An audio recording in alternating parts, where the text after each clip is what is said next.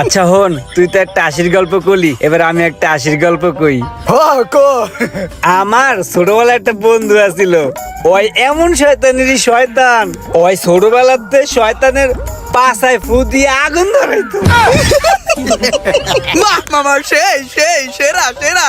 তারপর আমি ছোটবেলাতে যত আকাম সাকাম করছি আর ভবিষ্যতে যত আকাম সাকাম করবো, সব ওর অবদান। ওই সব আমার গাইছে, যত বাট পারি চিটারি 2 নম্বরই কাম খাইতেছে। বন্ধু জানোস, ওর লাখ লাখ টাকা আছে, কিন্তু থাকলে লাভ কি? ওই জীবনে কোনো একটা বন্ধুরে একটা টাকাও খাওয়ায় নাই, এমনকি ওই নিজেও খায় না। কুই থাকে না বেটা, ক্ষুধা লাগবে এই ডরে। তারপরে কি হয়েছে? আমার বন্ধু একটা বিশ্ব বাটপার, আমি স্বর্ণের অক্ষরে খুদাই করে লেখা দিমু আমার বন্ধু একটা বিশ্ব বাটপার।